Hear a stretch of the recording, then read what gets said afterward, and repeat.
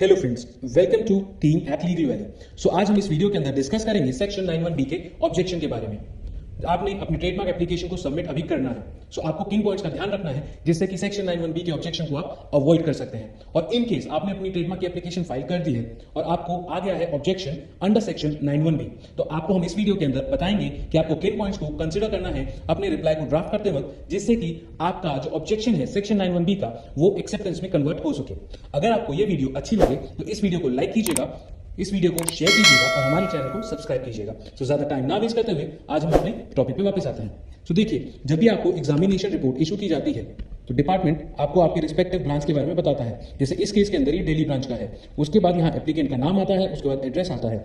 ये email mode के through भेजा जाता है या फिर आपको एसएमएस के थ्रू नोटिफिकेशन भी आ जाती है अगर एग्जामिनेशन रिपोर्ट इशू होती है अंडर सेक्शन 91B या 91A या सेक्शन 11(1). सो इसके अंदर आप देखिए, यहाँ पे कोटेशन की जाती है कि आपकी एप्लीकेशन कौन से सेक्शन के अंदर ऑब्जेक्ट की गई है। सो आज हमारा वीडियो का टॉपिक है सेक्शन 91B का, तो हमने 91B की एग्जामिनेशन रिपोर्ट को उठाया है और इसके अंदर आप लास्ट लाइन में देखेंगे the above application is liable to be refuse. इसका मतलब ये होता है कि एग्जामिनर को एक डाउट है जिसकी वजह से उसने आपकी एप्लीकेशन को अभी एक्सेप्टेंस नहीं दिया है।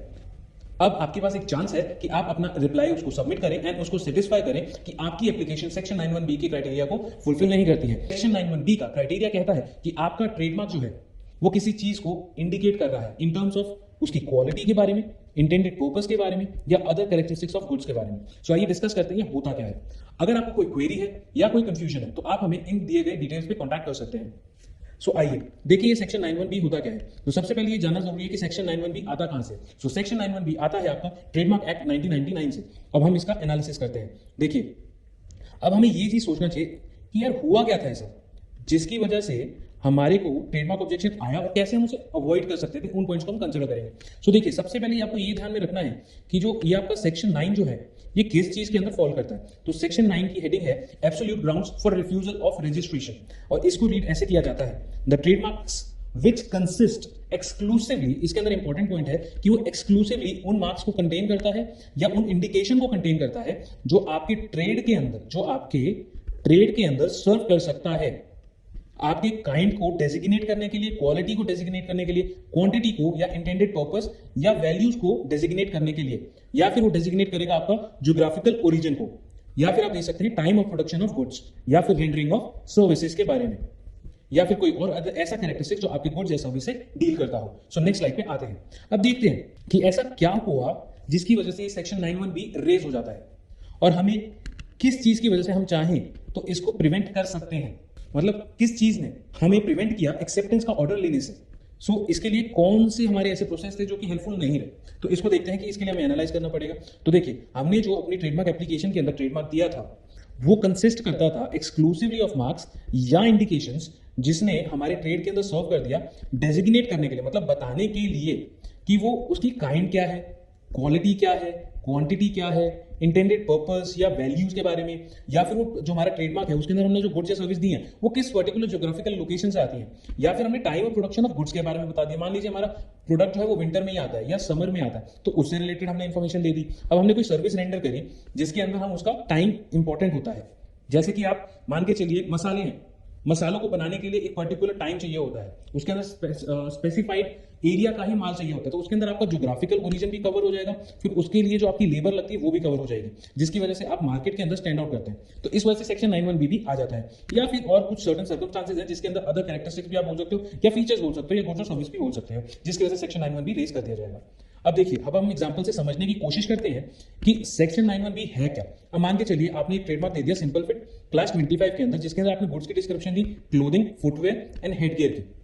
अब देखिए, इसके अंदर मेन एलिमेंट क्या है, फिट, एंड वो बहुत ही सिंपल है, मतलब कि आप उसको पहनिए और फिट, मतलब अब एकदम से सिंपल फिट है, फील ही आ रही है उसकी। तो अब देखिए, अब ये क्लोथिंग के अंदर भी कवर हो गया, इसने उसकी काइंड और क्वालिटी के बारे में बता दिया, हेडगियर में भी काइंड क्वालिटी के बारे में बता रहा है और फुटवेयर में भी हेड क्वालिटी के बारे में बता रहा है, काइंड एंड क्वालिटी के बारे में बता रहा है। अब देखिए, नेक्स्ट के अंदर क्या है, घर का फूड। अगर आप इसको एनालाइज करें तो ये कह रहा है घर का फूड मतलब घर का खाना। अब इसके अंदर इन्होंने सर्विस लिख दी प्रोवाइडिंग फूड्स एंड ड्रिंक्स या फिर आप रेस्टोरेंट सर्विस देना चाहते हो, तो बेसिकली आप ईटरी का काम कर रहे हैं जिसके अंदर आप खाना भी देंगे, ड्रिंक्स भी देंगे, और इसके आपने ट्रेडमार्क अप्लाई कर दिया घर का फूड, तो इसके अंदर वो यूनिकनेस नहीं रही और आपकी ट्रेडमार्क ने कुछ एक्सक्लूसिवली उन वर्ड्स को कवर किया जो कि आपकी ट्रेड के बारे में, उसकी काइंड, क्वालिटी, सर्विसेज के बारे में बता रहे हैं, या टाइप ऑफ सर्विस के बारे में बता रहे हैं, या ज्योग्राफिकल लोकेशन के बारे में भी बता रहे हैं। अब देखिए नेक्स्ट है किताब एक्सपर्ट। इसके अंदर हमने बिना स्पेस के एक यूनिक वर्ड बनाने की कोशिश करी जो कि बना किताब एक्सपर्ट, और उसके अंदर लिख दिया कि ये उसके थ्रू प्रोवाइड करेगा book keeping service with the assistance of a software product. तो इन्होंने बेसिकली बोल दिया कि वो किताबों से रिलेटेड सर्विस प्रोवाइड करेगा with the help of a software. तो इसके अंदर भी सर्व इन आपका जो ट्रेड है उसको हमने सर्व कर दिया या डेजिग्नेट करने की कोशिश करी पर्पस को या उसके फीचर को, मतलब ये सॉफ्टवेयर का फीचर ही है ना बुक कीपिंग, तो उसकी वजह से सेक्शन 91B का ऑब्जेक्शन रेज हो जाता है। अब आइए नेक्स्ट स्लाइड पे। सो हमें किन पॉइंट्स को ध्यान में रखना होता है जिसकी वजह से हम इस ऑब्जेक्शन को अवॉइड कर सकते हैं, और बहुत जरूरी होता है ये पॉइंट। अब देखिए हमें ये जब भी हम अपना ट्रेडमार्क को सिलेक्ट कर रहे होते हैं, जो सिलेक्शन ऑफ ट्रेडमार्क होता है वो वेरी इंपॉर्टेंट स्टेप होता है, तो उसके अंदर हमें अटमोस्ट प्रायोरिटी इस चीज पे देना चाहिए कि वो अपनी किसी भी चीज को एक्सप्लेन ना करे, जैसे कि वो अपने काइंड को एक्सप्लेन ना करे, किस तरह का प्रोडक्ट है या कुछ क्वालिटी है। मान के चलिए आप कॉफी दे रहे हैं तो ब्लेंडेड कॉफी है या ब्लैक कॉफी है या एक्स्ट्रा डार्क कॉफी है, तो उसकी क्वालिटी को ना बताए, या फिर वो क्वांटिटी मतलब उसमें कैफीन की कितनी मात्रा है उस चीज को भी डिफाइन ना करे, उसकी कैरेक्टरिस्टिक्स मतलब फीचर, आपके प्रोडक्ट के फीचर्स के बारे में ना बताए। जैसे वो क्लॉथिंग का एग्जांपल था, आप यहाँ देखेंगे तो सिंपल फिट है, सिंपली फिट होना ये एक इसका कैरेक्टरिस्टिक्स है, फीचर है। फिर आप यहाँ देखो एक ग्राफिकल लोकेशन। अब मान के चलिए आपने एक टी कंपनी के बारे में सोचा जो कि असम में बनाती है, तो उसकी ग्राफिकल लोकेशन क्या है? जब आपने ऐड रन करी उसमें बोला कि ये स्पेशली असम से लेके गई है और हैंड पिक्ड लीव से बनाई गई है, तो इसमें आपने ग्राफिकल लोकेशन के बारे में डिफाइन करने की कोशिश करी, तो सेक्शन 91B अपने आप एक्टिव हो जाएगा। उसके बाद देखिए टाइम ऑफ प्रोडक्शन। इसके अंदर क्या होता है, कुछ प्रोडक्ट ऐसे होते हैं जो विंटर में बनेगा, कुछ होता है कि समर में बनता है, कुछ अपने अपने सीजन वाइज होते हैं, तो उनको भी हम कवर कर सकते हैं। Same goes with time of rendering of services. मान के चलिए आप एक प्रोफेशनल सर्विस दे रहे हैं इनकम टैक्स रिटर्न भरने की, और आपने अपना ट्रेडमार्क अप्लाई किया टैक्स फाइलर्स के नाम से, तो उसके अंदर क्या है, आपने हमेशा जुलाई के अंदर ये काम करना होता है, तो इसके अंदर खासियत क्या आ गई, आपने टैक्स जून फाइलर लिख दिया या टैक्स जुलाई फाइलर लिख दिया, तो आपने अपने टाइम को रेंडर करने की कोशिश करी, तो सेक्शन 91B ऑटोमेटिकली एक्टिव हो जाएगा और आप में ऑब्जेक्शन आ जाएगा। अब हमारे को सबसे ज्यादा जरूरी ये चीज ध्यान में रखनी होती है कि कोई भी डायरेक्ट रिलेशन हमारे ट्रेडमार्क और गुड्स और सर्विस के बारे में या उसकी डिस्क्रिप्शन या कैटेगरी ऑफ ट्रेडमार्क के बारे में ना बताया जाए। जब भी हम अपने ट्रेडमार्क एप्लीकेशन को भर रहे होते हैं तो उसके अंदर जो हमारी गुड्स या सर्विस डिस्क्रिप्शन की कैटेगरी जो होती है उसके साथ हमारे ट्रेडमार्क का कोई भी डायरेक्ट रिलेशन ना हो, इस चीज को हम ध्यान में रखें। अब आते हैं कि हमें कौन से ऐसे पॉइंट्स हैं जिसको ध्यान में रखना चाहिए जब हम अपना रिप्लाई ड्राफ्ट कर रहे होते हैं, जिसकी वजह से हम अपने ट्रेडमार्क ऑब्जेक्शन को एक्सेप्टेंस में कन्वर्ट कर सकते हैं। तो व्हाट आर दोस पॉइंट्स जिनको हम ध्यान में रखें? सो देखिए जो हमारा रिप्लाई है ना उसके अंदर हमें कुछ ऐसे साइटेशन देने चाहिए जो कि प्रूव कर सकें कि जो हमने मार्क अप्लाई किया है वो डिस्टिंक्ट है और यूनिक है इन टर्म्स, किन टर्म्स के अंदर जो हमने नाम दे रखा है ना ट्रेडमार्क एप्लीकेशन, मतलब TMA के अंदर जो हमने नाम दिया है वो अपने आप में डिस्टिंक्ट है और यूनिक है, मतलब वो अपनी किसी काइंड क्वालिटी के बारे में नहीं बता रहा होता। अब देखिए जो हमारा ट्रेडमार्क जो हमने अप्लाई करा है वो नॉट सर्विंग इन ट्रेड, मतलब वो अपने ट्रेड के अंदर किसी भी तरीके से डेजिग्नेट नहीं कर पा रहा अपने इंटेंडेड पर्पस को। आपने बहुत यूनिक नाम दिया, तो first and second point correlated हो जाते हैं। अब देखिए थर्ड पॉइंट क्या है, जो आपका ट्रेडमार्क है उसका किसी भी तरह से कोई रिलेशन नहीं होना चाहिए उसकी काइंड के बारे में, उसकी क्वालिटी के बारे में, उसके फीचर। जैसे मान के चलिए आपने बोल दिया वाह 16 और आपने बना दी चाय और उसके अंदर आपने डाले 16 तरीके के हर्ब्स, तो ये तो बेसिकली एक डायरेक्ट रिलेशन बन गया जिसके अंदर आपने नीचे लिख दिया चाय, ऊपर लिखा वाह 16।